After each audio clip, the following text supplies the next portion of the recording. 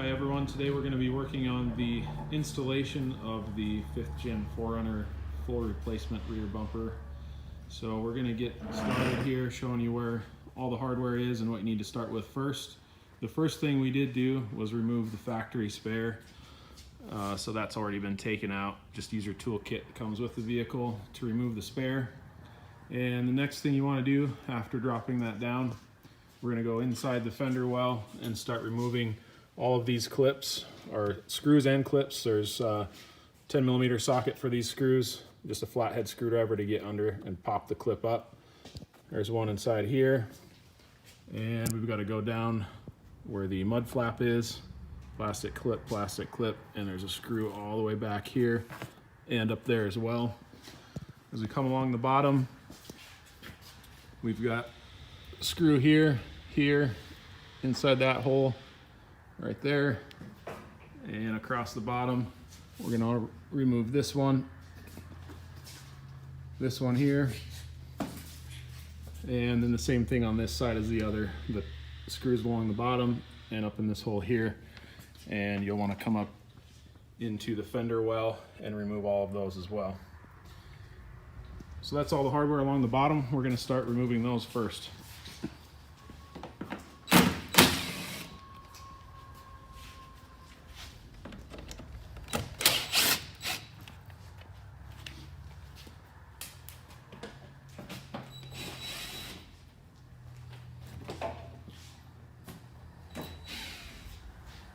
Now all of our plastic clips and the metal screws have been removed. The mud flap is going to come off first.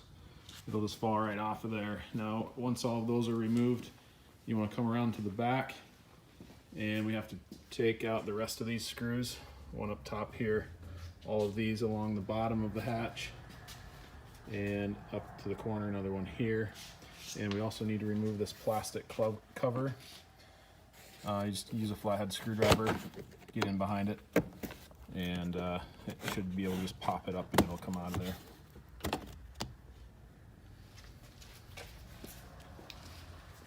So we remove all of those screws and the cover should be ready to come off. Alright, now all of our screws and clips have been removed, so we need to peel the bumper cover off of the vehicle. You want to start on the top corner here, pull it towards and then out away from the vehicle, and just give it a firm pull, and it'll disconnect from this plastic bracket underneath here. So you want to get one person on each side to do that, and then pull the bumper cover straight back after it's all disconnected.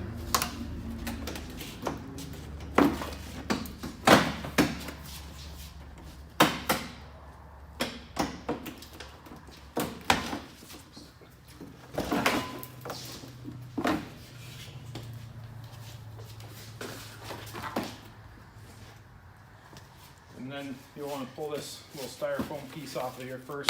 Just lift up on it, that comes off.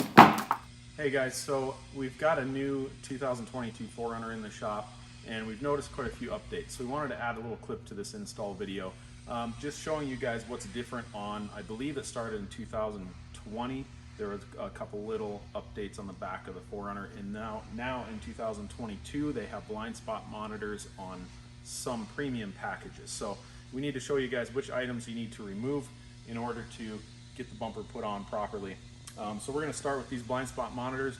These are in the way of the steel bumper. There's no way these are going to function with our bumper. They can't be relocated or reused. So we're going to remove the bracket and everything and get it out of the way. We're going to show you how to do that first. So this piece here, it just has 3 nuts that holds this entire assembly onto the body. You can leave the sensor attached to it. You just want to unplug your connector here, just squeeze that tab down and pull it off, and then you'll use a 10mm socket to go ahead and remove all 3 of these nuts.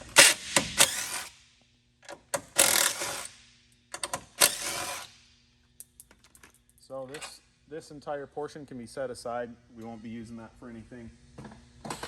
And then usually we'll just take this cord and kind of tuck it up out of the way. If you wish to, you can cover that with some plastic or some tape, kind of seal up the ends of it. But what I do, I just fold it back inside this area, and then we have to bend up this little bracket anyway to get it out of the way of the bumper. And then we kind of bend this one over just a little bit too to make sure there's no clearance issues between our bumper and this piece. So once that's tucked up in there, everything's out of the way. So that process will be the same on both sides. And so unfortunately, you will not be able to use your blind spot monitor system. So you will get an alert on your dash and you'll have to shut that system off because the sensors are no longer plugged in. So go ahead and remove both of those. And then the other item that we've noticed that started, I think, in 2020 was this little piece here. I think it's a receiver for the key fob. This one's going to be in the way too. The bumper, when it slides on, it'll run into that. So what we do is we remove this bracket here. So again, you're going to use your 10mm socket. Go underneath here. We're going to take that bolt out, and then we're going to remove the bracket from the center. So we're just going to get this out of there. We don't need that anymore. And we're going to take our original bolt, put it through here, and then just bolt it right back to that same hole that we took the bracket out of earlier. So that one's just going to thread right in there, tighten it down, and that's all you have to do with that one, and that piece is out of the way. And then the last item I wanted to touch on, just to make sure, there are two little sheet metal brackets underneath here on the back of the frame. So when we're taking apart all of this stuff, because the hitch needs to be removed and the trailer plug and all that will get out of the way as well. But these little sheet metal brackets need to come off. They will be in your way too. So go ahead and remove those. There's 3 bolts on each one, 12mm socket to take this one off, and then 2 on the back side. So go ahead and remove that one and this one over here as well. So that should cover, as far as we know right now, that should cover any updates and new changes on the new 4Runners and anything that might be in your way for installing the rear bumper. And next thing you want to do is remove the receiver hitch. So we'll do that next. That's 17mm? 17mm socket to get those bolts off. And there's one on each side underneath as well. So we'll do that next. All right, so we've got our 17mm socket and we're ready to remove the hitch and the tow hook.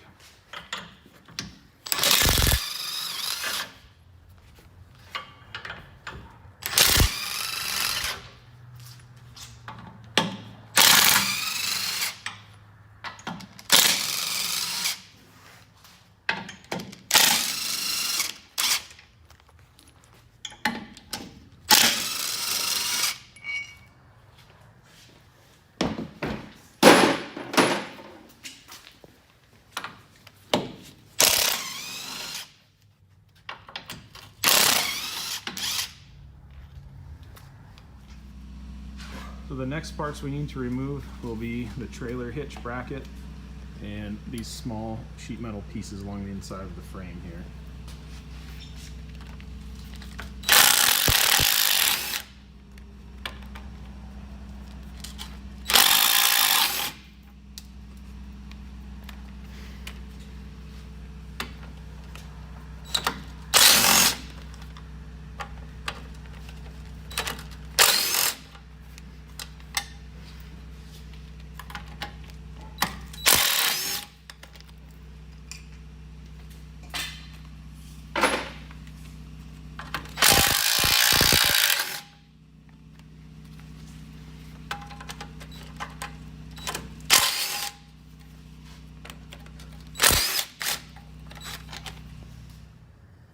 Now we want to disconnect the trailer wiring plug from these connectors on the frame. Flat blade screwdriver usually works well for that. So you want to push in and twist on that, and it'll help pop the connector loose. Do that on both.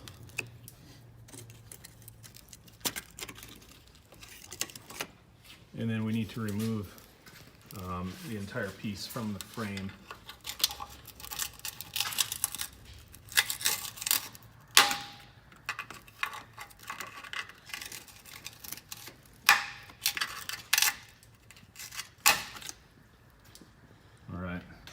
And next we need to get the actual plug out of the bracket. So we just want to push in on those clips from the back side, and then the plug will come out of the bracket from the front. So you want to squeeze those two metal clips together and then push the plug out from the front side of the bracket.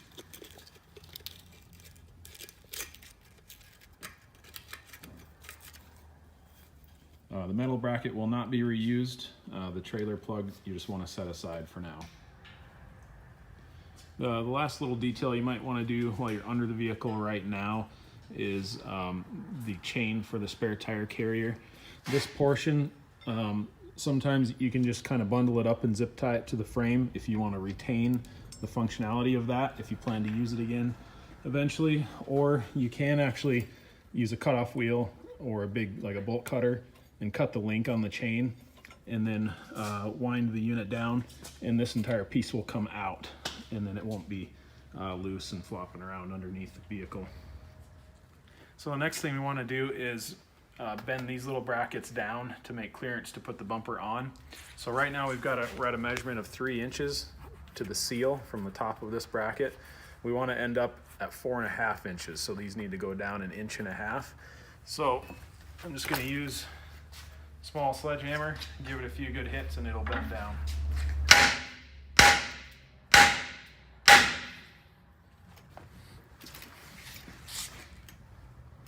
So right there we're 4 1/8, so we're getting pretty close.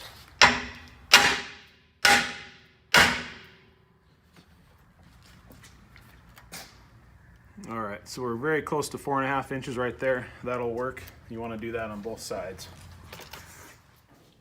The next thing we're going to do is remove these plastic trim pieces from the body of the vehicle. So use a 10mm socket to pull all the screws out.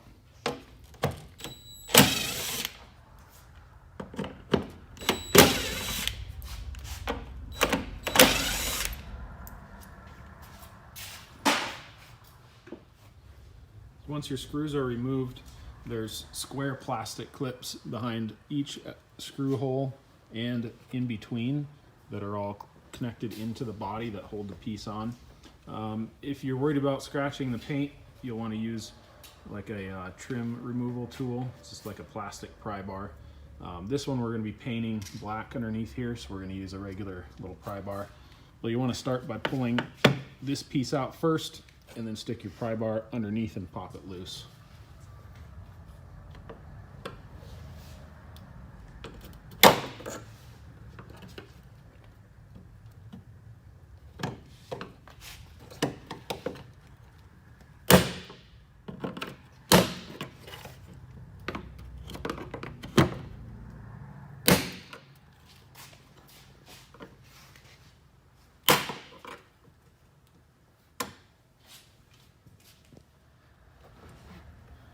Okay, the next thing we're going to do is we need to remove the tail lights from the vehicle. So you want to open the hatch, go inside, remove the plastic cover behind the tail light.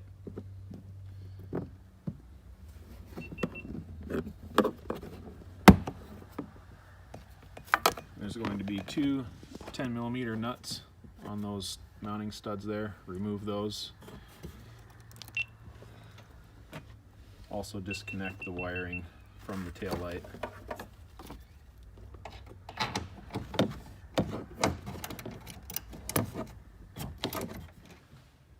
Alright, the 10mm nuts have been removed from the tail light and the wiring harness has been disconnected. Now you want to remove the tail light from the vehicle. You just need to grab a hold of it and pull it straight back. You can grab up in this corner here and down on the bottom are pretty good places to grab a hold of it. It takes a pretty good solid yank, so you have to get a good grip on it and pull straight back.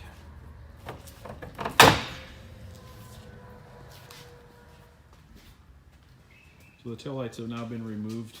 We need to take this little plastic support piece off next. You just want to twist it and it'll come loose from those plastic clips. And those plastic clips also need to be removed from the body. So those are just a little 2 prongs on the back.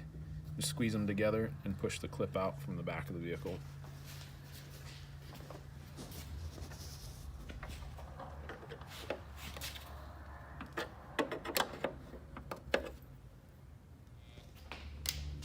The next thing we're going to do is we need to open up this hole slightly, drill it out with a 5/16 drill bit. So you want to pull the rubber plug out first, and there are 2 layers of steel in there. So you'll basically use this hole as a guide and drill through the layer behind it with the 5/16 drill bit.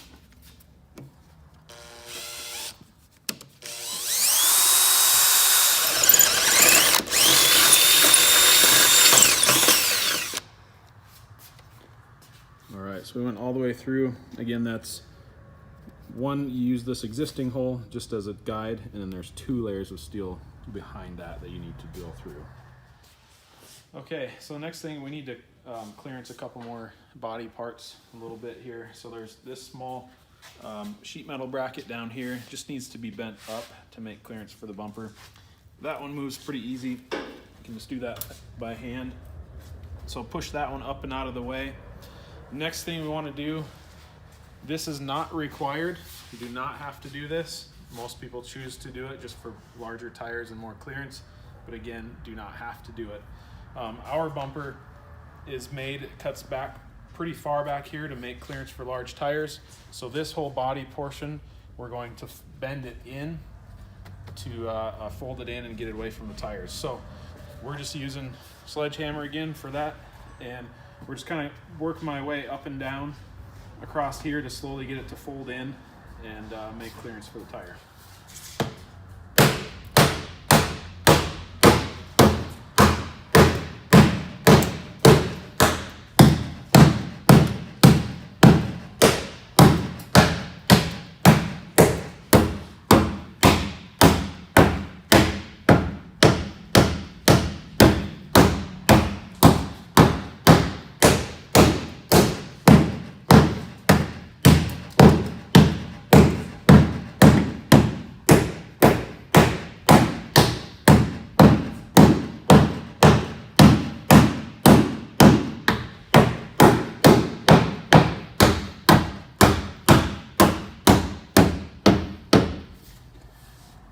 So that should be enough there. If you just slowly work your way up and down, back and forth, it'll eventually all fold in, and you'll want to do that on both sides. So now we've finished all of the fender well clearancing back here, and now we prepped the surface to get painted. This is an optional thing. You don't have to paint this area, but we're going to go ahead and paint it black to match the bumper. So that black shows through the cutouts and the logo through the bumper there. So what we did to prep this surface is we cleaned it with Windex first, wiped it all down to get the dust and the dirt off, and then we scuffed it up a little bit. You can see these light areas. We scuffed up the whole surface with a Scotch-Brite pad, just so the paint will stick better, and then kind of wipe the dust off after doing that. And then we taped off the edges. We're going to paint this entire area inside the tape there, and you'll want to hold up a piece of cardboard or something like that, or tape some plastic up above to make sure overspray doesn't get on the rest of the vehicle. So we've painted the body behind the bumper, removed all of the masking tape, and so the next thing we want to do is install the cab corner pieces that go underneath the taillight. They attach directly to the body of the vehicle. So I'll show you what those pieces look like here.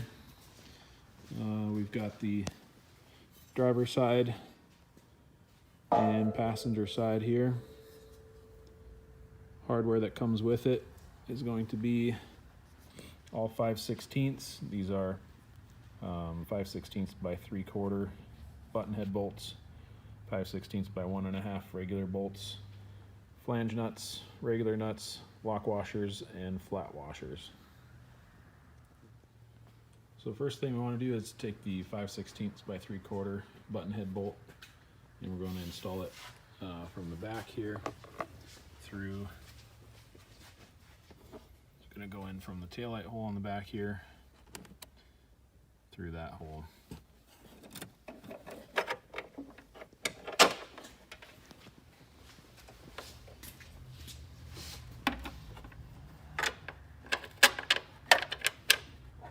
same bolt in the hole next to it. So those are both 5/16 by 3/4 button head bolts.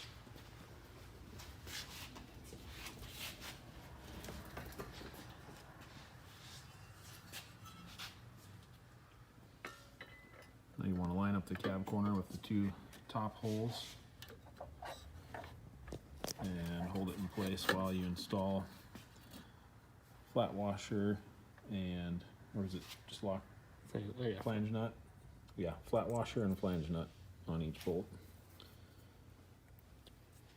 And you don't want to tighten those down yet, just loosely install them.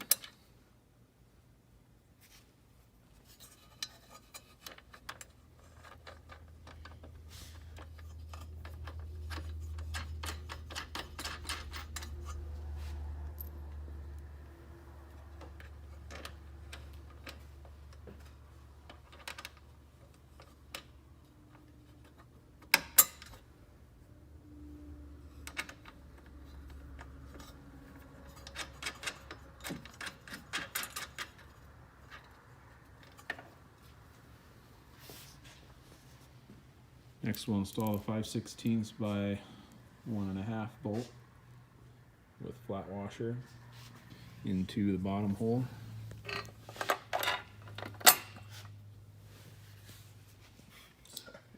And on the inside, flat washer, lock washer, and regular 5/16 nut.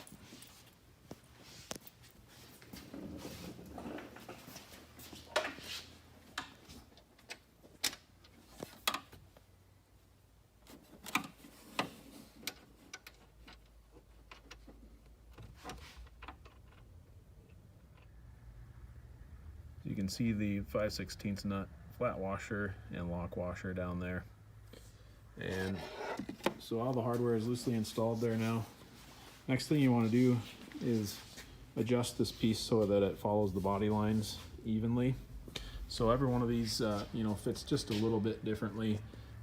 So you want to adjust it as necessary to make an even reveal down the body line here. So if you need to tip it slightly, what you can do is you can kind of push on this tab, bend it a little bit, and that'll help rotate the corner up. Or you could add like a washer behind here between this part and the body of the vehicle to space it and make it rotate a little bit. And then you can also adjust by bending this tab a little bit, just pushing on it by hand to get it to sit where you want it. Really, it just takes a little bit of adjusting with a washer and adjusting those tabs, and you can get it to line up really nice with the cab on the corner. So we've got this cab corner fully adjusted where we want it. The reveal down the body is the same all the way through. What we did on this one is we just ended up adding one washer behind the bracket, between the body and the bracket, and it kind of tipped it just a little bit to make the reveal the same. And then you'll want to hold that piece in place as you tighten all of those 3 bolts so that it doesn't move. Once those are tightened down and held in place, then you want to reinstall this original screw here that we took off of the bumper cover earlier.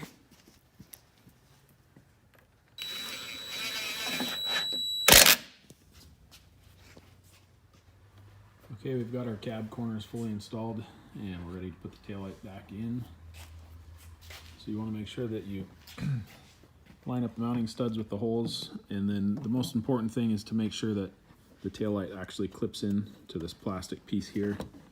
So you have to line it up with that and then push it straight forward. Give it a good solid push and it'll clip in all the way. And then next you'll want to plug in the wiring harness. Make sure you don't forget to do that.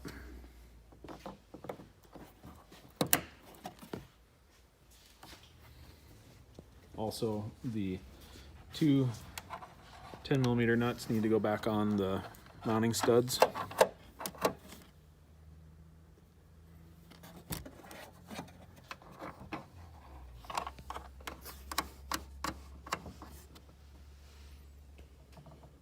So tighten the mounting studs, or the nuts on the mounting studs, and the taillight is finished. So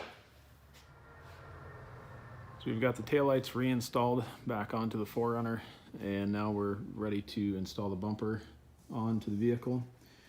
So we do have PDF instructions on our website, images that show all of the brackets and hardware, labels the hardware, and tells you where everything goes, but I wanted to do a quick overview here to show what everything is. So of course we have the bumper itself. We've got the frame spacer plate, which goes on top of this mounting plate. This large washer plate goes underneath both of those. You'll reuse two of the factory bolts from the hitch area to go into those holes into the frame of the vehicle. Right here is the mounting plate that goes on top of the frame rail, and the nut stick that fits inside the frame. 1/2 by 1.5 flange bolt attaches to the nut stick. Grade 8 1/2-inch carriage head bolts go into the main mounting plate here. 3/8 by 1 grade 8 bolts thread into the top mounting plate. Back here we've got metric 8mm bolts with washers go up through this mounting plate into the bottom of the frame. And all of that hardware is the same on both sides. So you want to start first by loosely installing the 1/2-inch carriage head bolts. Line up the frame mounting plate with the mounting plate that's welded inside the bumper, and put a 1/2-inch flat washer, split lock washer, and nut on the outside, and just install those loosely for now. And then you want to take the two 3/8 by 1 carriage head bolts and install them from the inside of this mounting plate, and then just put a piece of tape over the top to hold them in place so they stay in position while you put the bumper onto the vehicle. Okay, the first thing you want to do to prep the frame of the vehicle for the bumper is put the top mounting plate on. Lines up with the existing hole in the frame rail. You'll use the nut on a stick to fish it through the hole up into the frame, and use the 1/2 by 1.5 flange bolt to thread into the nut stick. You don't want to tighten those all the way at this point in time. Just kind of snug them up by hand, because those brackets need to be adjustable. So there is a left and a right. So you want to make sure that this tapered portion of the bracket follows this curve of the frame. That's how you'll know that it's on the correct side of the vehicle.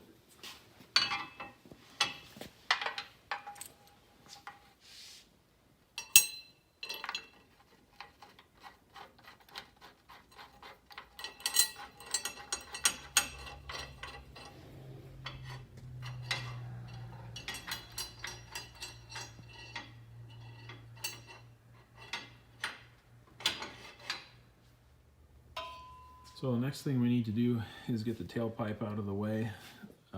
If you plan on removing the tailpipe, you can just cut it right here. Some people choose to just cut the tailpipe right off and not reinstall it. So you can do that now if you wish to, but if you're keeping the tailpipe on the vehicle, you'll want to go ahead and pry this rubber mount off of the frame, and then we'll have to wedge the tailpipe down to get it out of the way to put the bumper on.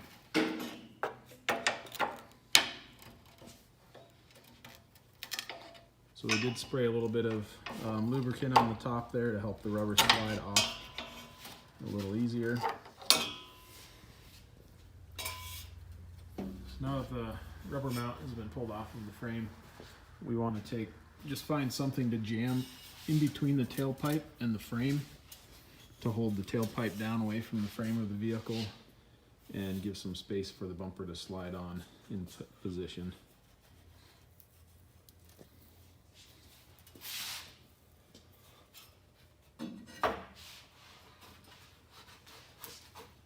So you want to try and get it down as far as you can. The more clearance you have between the tailpipe and the frame, the easier it will be to get the bumper on.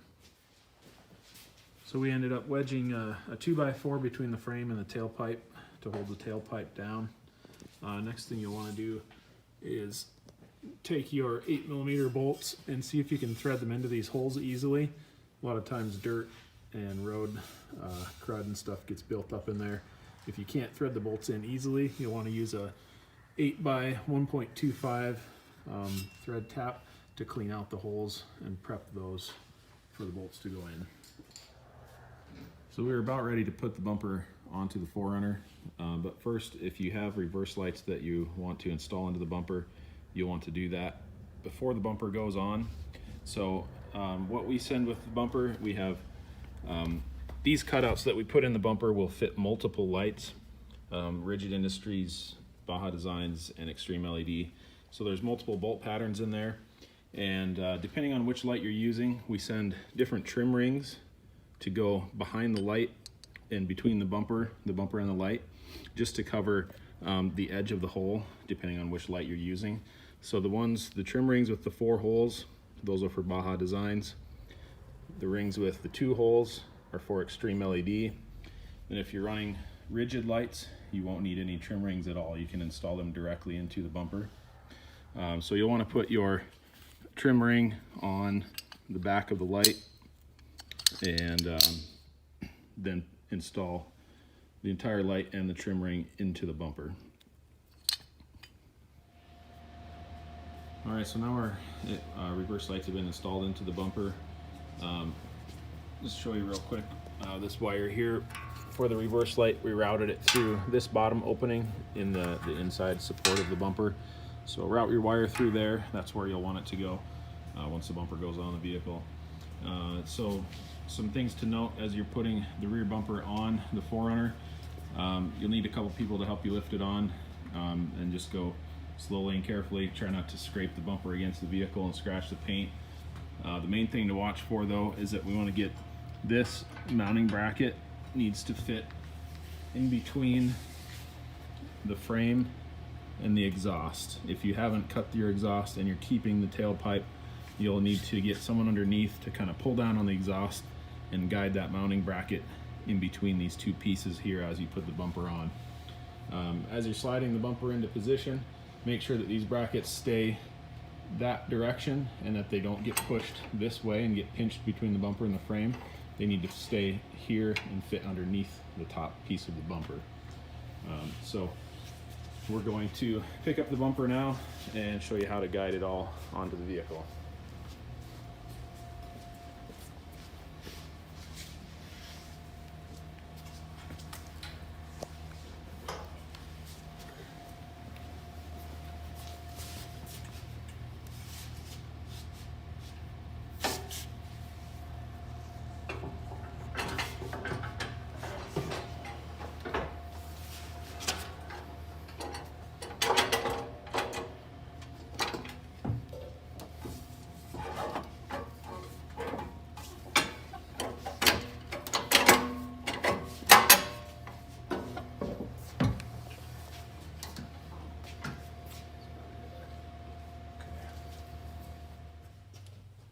All right, so the bumper is now hanging on the frame of the vehicle, just loosely sitting there. Next, we're going to show you where the parts go. So there's a spacer plate for each side that goes between the mounting bracket and the frame. Just make sure that this angled piece is oriented properly. You want it facing towards the inside of the frame like that.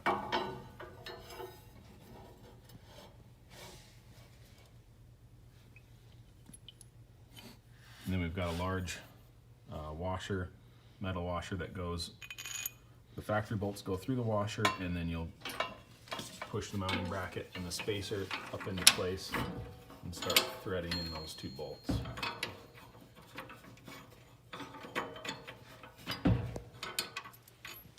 Next you'll want to put in the 8mm metric bolts, flange bolts with large grade 8 washer.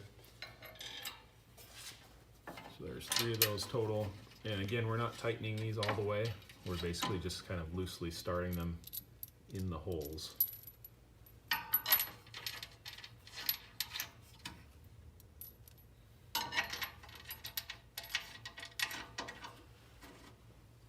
And we're going to want to go ahead and do that on both sides. So we can do this one next and get all the bolts loosely started in that one as well. Again, when you put your steel spacer plate in there, you want to make sure that the angled portion is facing the inside of the frame rail. So we finished loosely installing the hardware on the bottom of the frame mounting plate. Next we're going to go up into the hitch area here, and we're going to install the supplied 12mm bolts and large 1/2" grade 8 flat washers. So again, we just want to get those threaded into the holes and just kind of put a small amount of pressure on the bumper, but do not tighten them at this time. All right, we've got all 4 bolts installed in the center of the bumper here, and those are not tightened at this time. They're just loosely installed with a little bit of pressure on the bumper itself. There's a small gap here still. What we want to do next is lift up evenly on both sides of the bumper, lift it straight up, and then tighten down these 4 bolts just enough to hold the bumper up in position.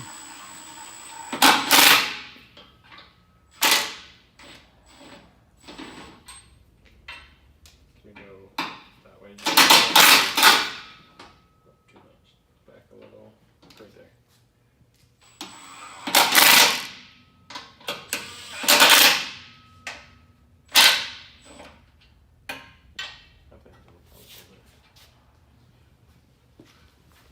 So as we were doing that, we tried to get the bumper centered on the holes right in the middle there, and then we tightened just enough of them, just tight enough to hold the bumper up in position. We just don't want the bumper sagging down too far right now as we continue to install the rest of the hardware.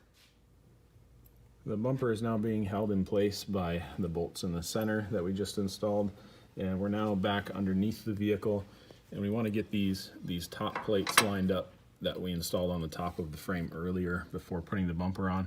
So we need to make sure that these plates are pushed all the way up against the mounting plate over there on that side of the bumper, and we're going to use the 3/8x1 grade 8 bolts with flat washer and lock washer, and those are going to thread in from that side of the mounting plate, so the bolt will thread into this plate right here from that direction.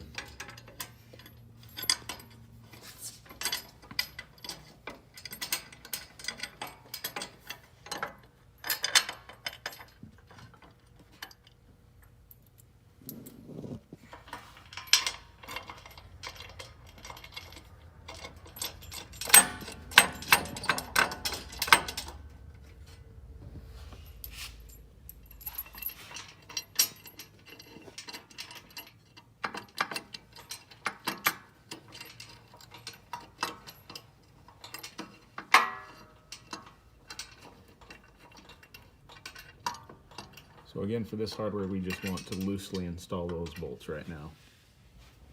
Next thing we're going to do is grab a wrench or socket, tighten up these bolts a little bit more just to take up this slack between the plate and the frame. Just kind of get those pushed up snug against the frame, but do not quite tighten them all the way yet.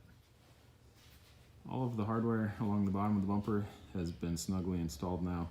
So next we want to focus on trying to get the reveal of the bumper even. So we want to focus on this area right in here. We want to get about the same reveal on each side so that the bumper is sitting level and it's not crooked on the vehicle. And we also want to make sure that the bumper is centered on the vehicle so that it's not off one way or the other. I want to try and get the reveal the same on both sides. Right now, don't worry too much about how this portion is lining up. If this is a little close or a little far away from the fender flare, don't worry about that. That can be adjusted with this support bracket that we'll install down here later on. All right, now we've got our bumper adjusted where we want it as far as height. We've got an even reveal between the fill panel and the bumper on both sides. And we tighten down these 4 bolts in the middle. Those are now holding the bumper in position where we want it to be. Now we're going to go back under the 4Runner, and we can tighten all of this hardware along the bottom of these mounting plates on both sides. And we do have torque specs and PDF instructions on the website that show show how much to tighten all of those bolts. All of our hardware has been tightened along the bottom of the bumper. Now you can see that we need to make a little more adjustments here. Right here we're too close to the body on this side, so the bumper can be pulled down and adjusted to make an even reveal. So we're going to start with that corner first. So we want to install this support bracket. There's one for each side. So these brackets go inside here, and they'll attach to the carriage head bolts that were taped into that mounting bracket originally. So we want to put those in there, and then there will be two 3/8 carriage head bolts that go through those slotted holes with flange nuts on the other side. So put that bracket in place, and then pull that corner of the bumper down away from the fender and tighten the hardware so it will hold it in position. So we've got our support bracket installed in the corner down here. All four 3/8 carriage head bolts with nuts, flange nuts and flat washers have been installed. So we pulled down on the bumper here to make this reveal the same all the way across, and then tighten that hardware. Now comparing from side to side, this entire side of the bumper is slightly lower than the driver's side. So what we're going to do now, we want the passenger side to come up just a little bit so that it matches the size of this body line gap here on the driver's side. So since this side is where we want it to be, we're going to go ahead and fully tighten all of these support bracket hardware, and then we're also going to go underneath and get up in here on the side plate, and we're going to tighten all of this hardware, all four of the 1/2" carriage head bolts, and then the two 3/8 bolts up at the very top. Again, torque specs are in the PDF instructions on our website. So we've tightened down all of the hardware on the left side of the bumper. Over inside the frame here, all of those 6 bolts that are mounting to the side bracket there are all completely tight, and all of the support bracket bolts that go in the corner here by the fender are all tight. And so next thing we're going to do so we need this side of the bumper to come up a little bit to match the driver's side. Now we're going to loosen all 4 of these bolts and all of the hardware in this corner support bracket. Then we'll push up on the bumper to get it to match the driver's side, and then tighten everything down. So we got this side of the bumper pushed up to where it matches the driver's side. Now we have an even reveal all along the body there, and we went through and tightened all of the hardware on the side of the frame right here, all 4 of the 1/2" carriage head bolts, and then the two 3/8 bolts up at the top. And the factory bolts here and the 8mm bolts are all fully tightened now, along with this corner support bracket. All 4 of those 3/8 carriage head bolts are fully tightened. Next thing we want to do is go up inside here, and we need to tighten this 1/2" bolt that holds this top plate down to the frame. That's the last thing we need to tighten. On the inside here, you'll do those one on each side. And then after that, we're going to come out here and remove these bolts, install the hitch, and put the bolts back in. So now we've removed all 4 of the supplied bolts from the center of the bumper. We're going to install the hitch now. So you want to slide it up from the bottom so it goes behind this plate here, and then you'll use the 4 supplied bolts across the back. And when you're putting those on, you'll want to make sure that your washer goes flush first, so it goes past this little flange, and then you can snug down the bolts. And then you'll want to use the factory long bolts that came off of the bottom of the bumper, or off the bottom of the frame originally. And you'll want to use those 2 factory bolts to go up into the bottom of the hitch. So all of our bolts have been installed most of the way. They aren't fully tightened yet. Before you snug everything down, you want to make sure that the hitch is pushed up all the way tight against the frame, and all the way flush against the frame that way as well.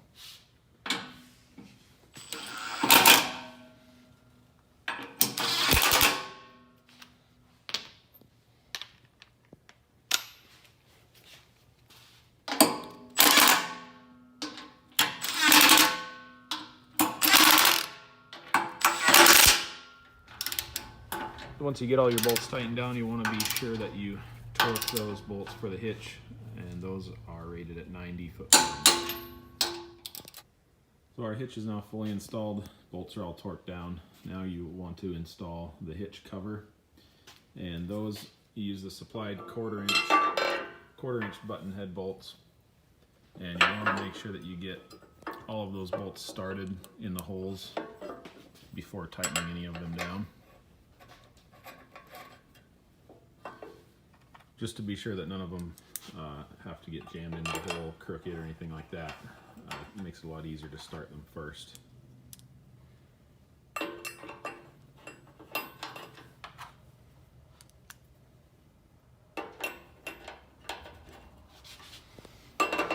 Once they're started, just push it up as high as it'll go, just to align it nicely with the bumper, and then snug them down by hand. Do not over tighten them. They're only 1/4 inch bolts, so they can break off. Just snug them up by hand and they'll be good to go. Well, next we're going to be installing the trailer plug wiring harness bracket that we supply with the bumper. So you're going to reuse the original mounting bolts that held the original bracket and mount it right back into the same 2 holes.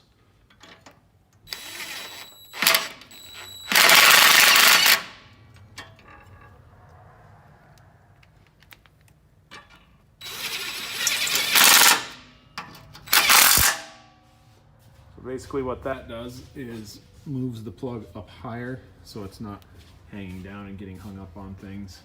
So now we're going to take the plug, push the wires through from the bottom of the bracket.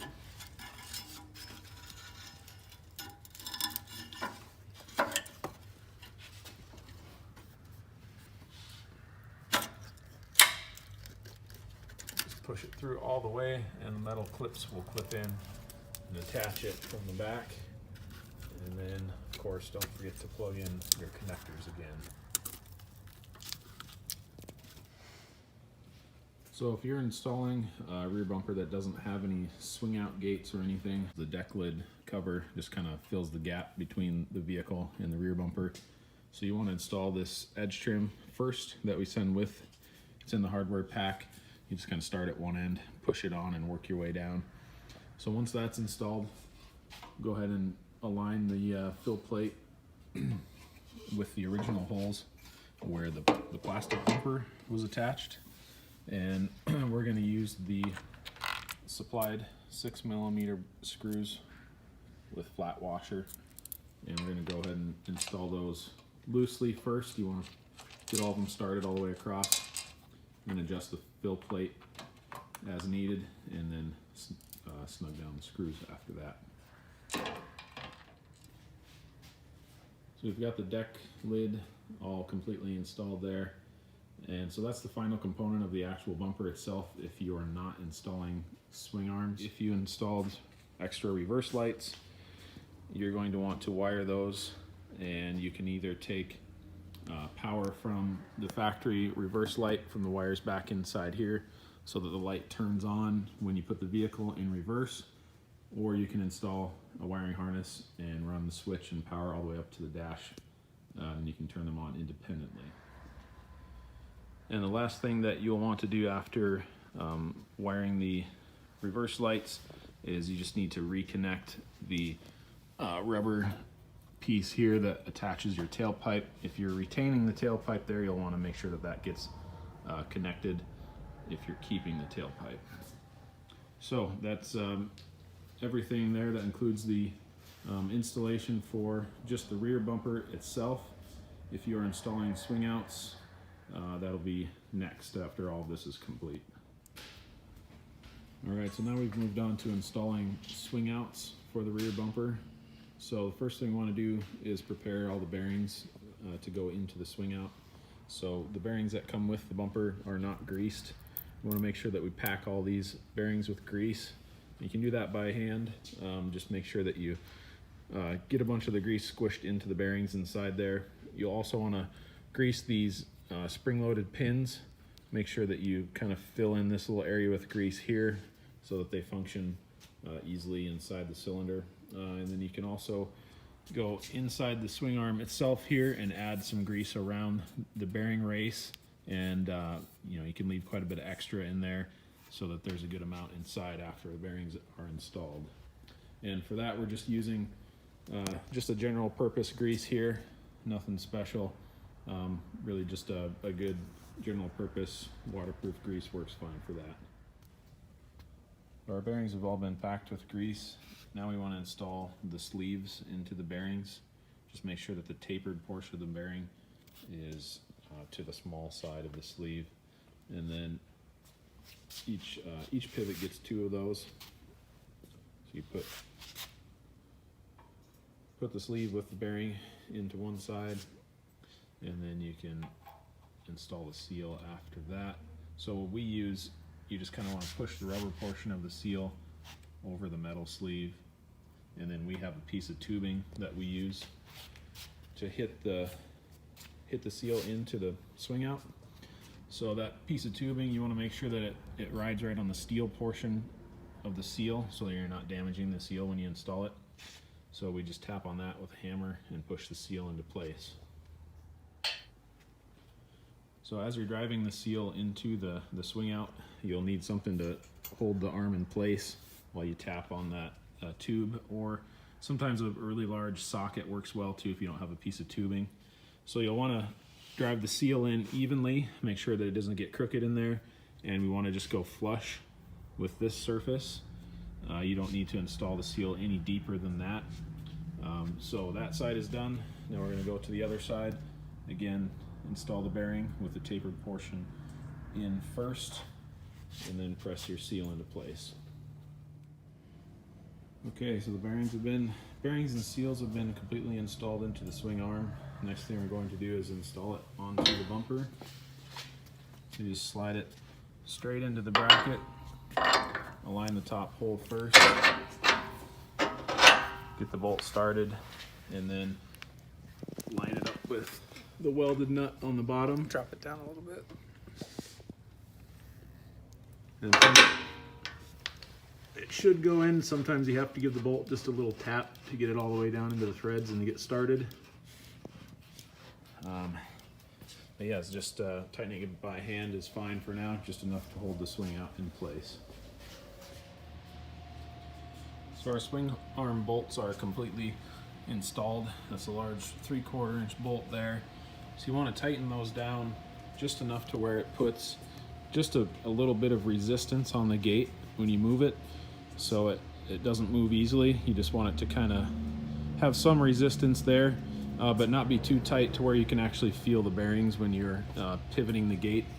So get both of those bolts tightened, and the next thing we're going to do is put in the locking pins that go in. So we greased those up a little bit when we did the bearings, so those will want to thread into the sleeve that's welded to the swing arm here. So you have to have the gate in close to the closed position, makes it easier for the pin to go in. So drop that in and thread it into the barrel, and then once those are installed, we'll put in the stainless slide plates. So the one with the 3rd hole is going to go on the driver's side if you have a dual swing out, and then the one that only has 2 holes will go on the passenger side of the swing out. So these parts go right in here, and the 3rd hole is for the left-hand gate only. What that does is it holds the gate closed as you open the right-hand gate, so you aren't trying to open both gates at the same time. So those come with number 10 screws and nylock nuts that will hold the slide plate onto the bumper. So now we've gone through and completely assembled the swing out carriers, and I'm going to go through and show what all the little pieces and parts are, the order that we assembled things in, and how to get all those parts set up. So again, there are PDF instructions on our website that show images of where all the accessories can go, how they get attached, which hardware to use. And I'm just going to do an overview here of how we put everything on. So if you've got a dual swing or a single right hand swing, the half length swing, the first thing you want to do is install this aluminum plate over the top of the cover here. So you want to take these 1/4 inch bolts out, install the aluminum plate, put the bolts back in. That plate is just for these rubber bumpers to ride against so that it doesn't rub through the paint on the bumper itself. So after you put those plates on, then we installed the red rubber bumpers onto the swing arm.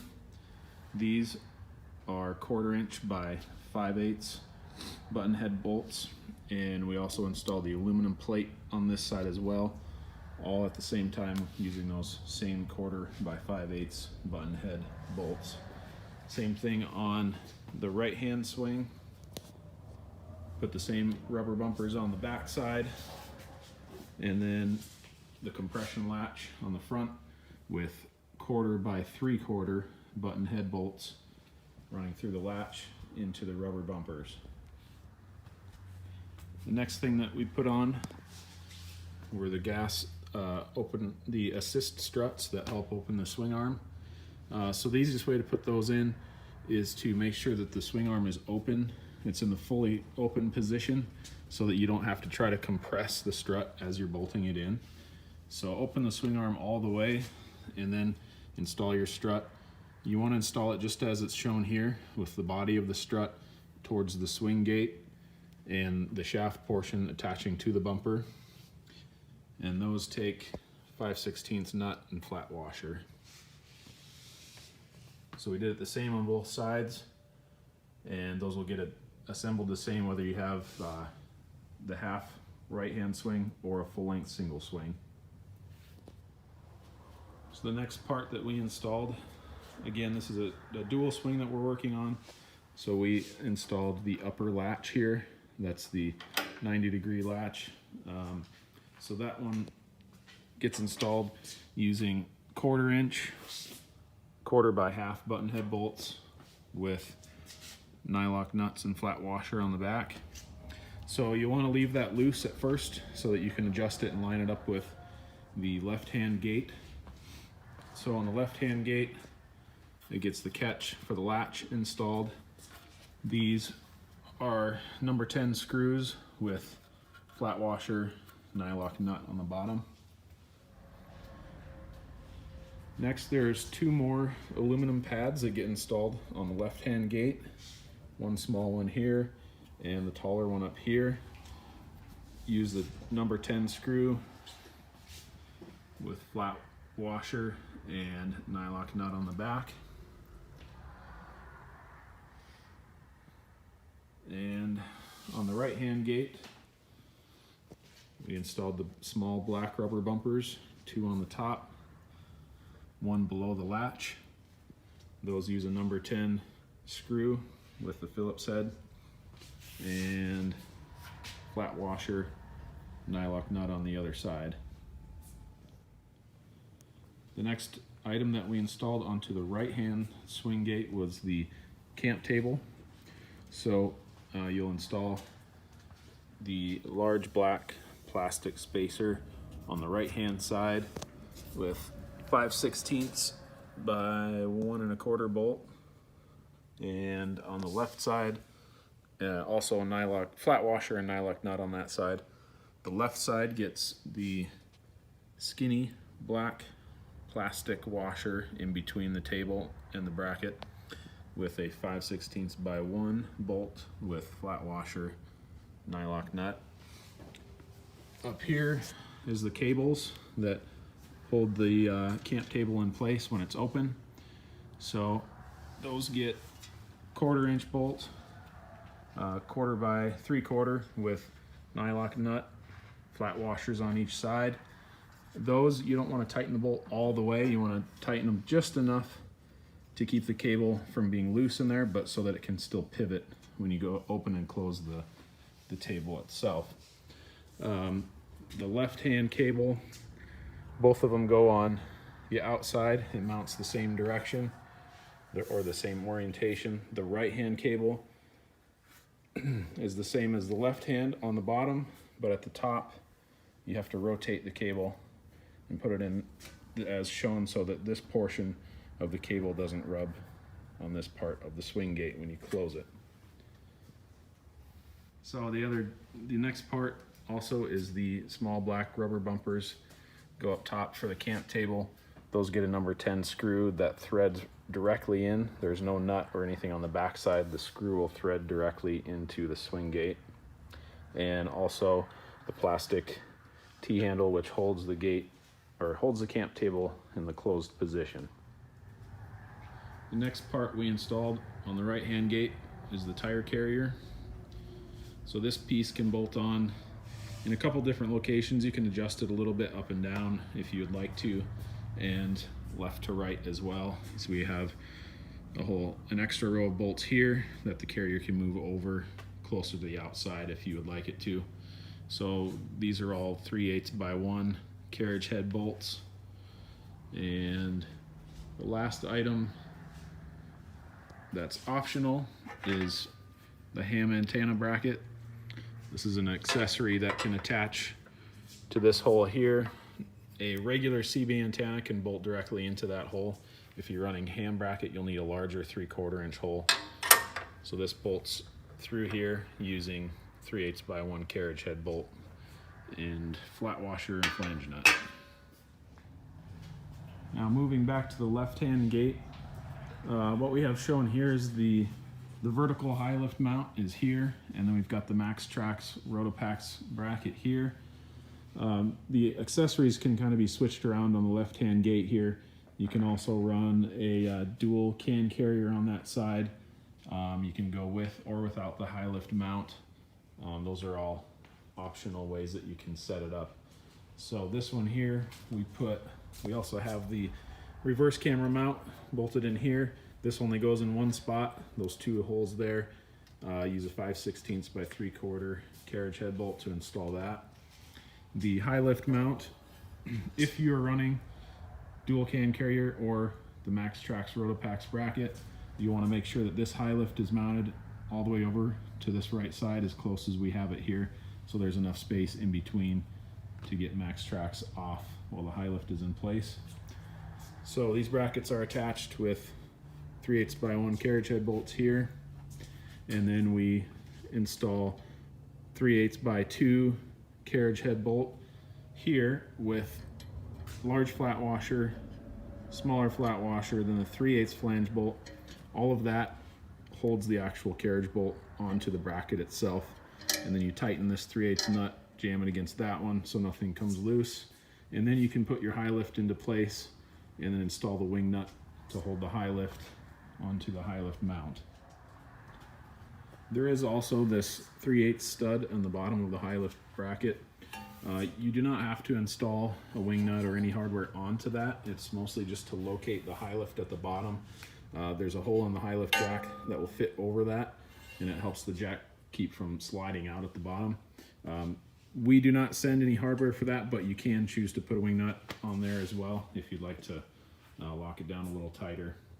So the next item we've got here is our Maxtrax Rotopax mounting bracket. So we have exploded view of all of those pieces and hardware that show how to assemble that on the website, and that's all PDF instructions there. We have this one attached all the way over the farthest left as possible. So this bracket can be moved left to right on the swing arm depending on where you would like it. This one we have all the way to the left to make room for the vertical high lift. So this one is set up with, right now we just have the same carriage bolt setup as we used for the high lift mount. These can be twisted on directly to hold the Maxtrax in place. And there is also a flat plate that we send that goes on. You'll put your Maxtrax on first, slide this plate into position, then install your flat washer and your wing nut, and that'll hold your Maxtrax on. If you do not want to use the carriage head and wing nut style, you actually want to lock them in place, you can buy the Maxtrax brand mounting pins, and they will mount directly into these holes, and you can attach your Maxtrax using those. And The other accessory we have attached to that is the license plate mount. So this one gets attached with 5/16 bolts here with the 3/8 carriage heads and wing nuts.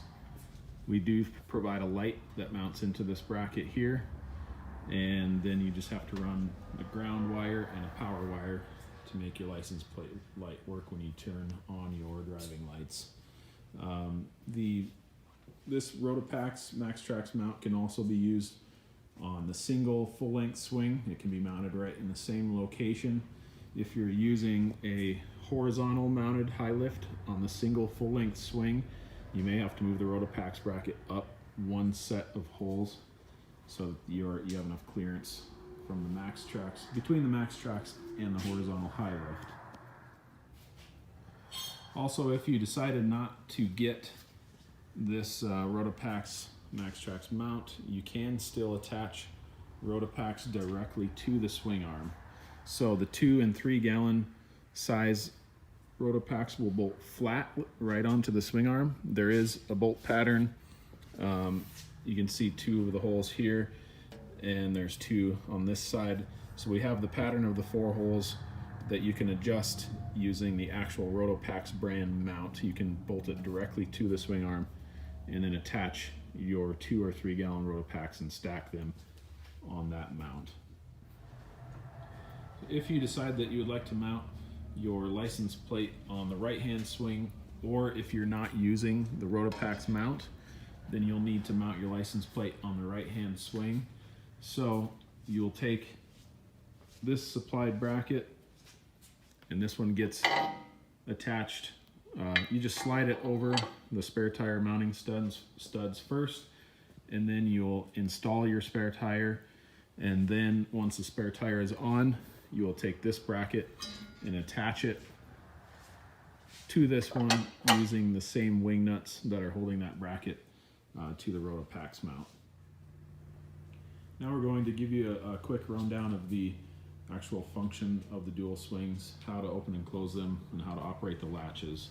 Right now we have the gates in the fully closed position. So in order to open the gates, the first thing you do is unlatch the upper latch, pull straight up, and flip the lever back, and then open the lower compression latch to open the right hand gate. The right hand gate always has to open first.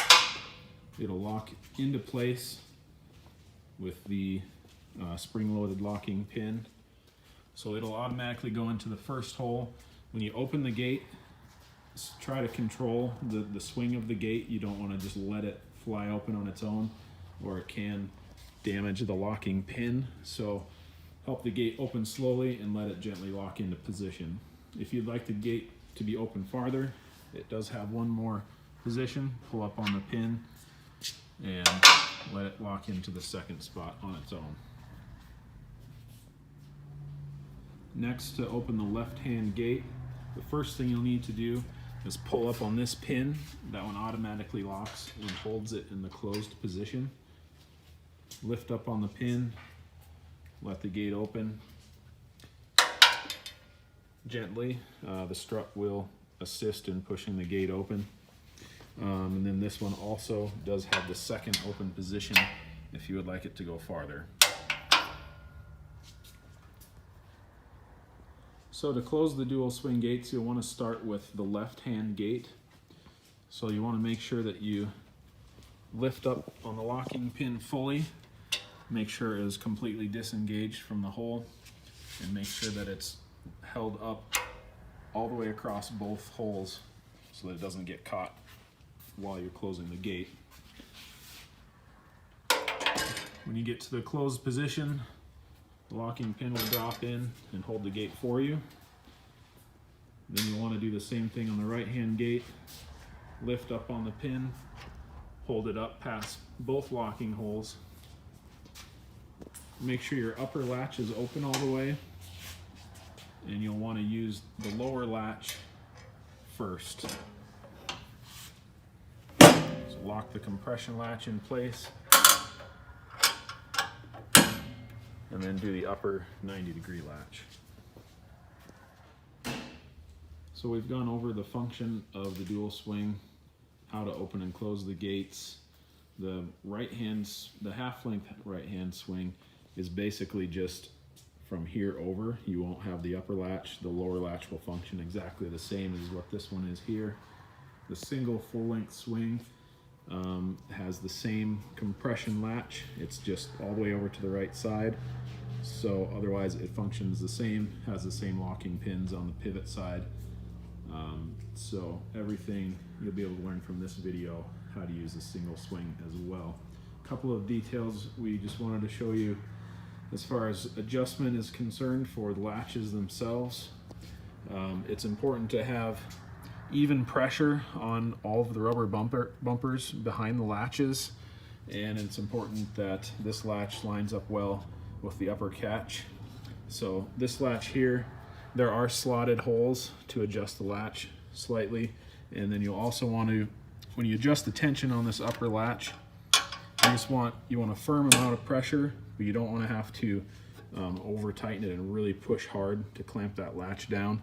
So this one is adjusted by like if you want it to go tighter, you would loosen this nut, thread it that direction, and tighten this nut, which would pull it closer together and tighten it. So adjust that one just so it has a firm amount of pressure, but nothing too extreme on that one. The lower latch, these holes down here are slotted horizontally, so this latch can move left to right. How we have this one adjusted here is where we would like to see them, so the very tip of the latch is sticking out past the catch portion here, and it lines up right on that corner where it starts to pivot. So that's how you properly adjust the lower latch. Make sure that you get it level and it's not sagging or crooked. And then as we move on to the bumpers under here, you can see that all of these are sitting nice and even all the way across. They're touching really nice and evenly.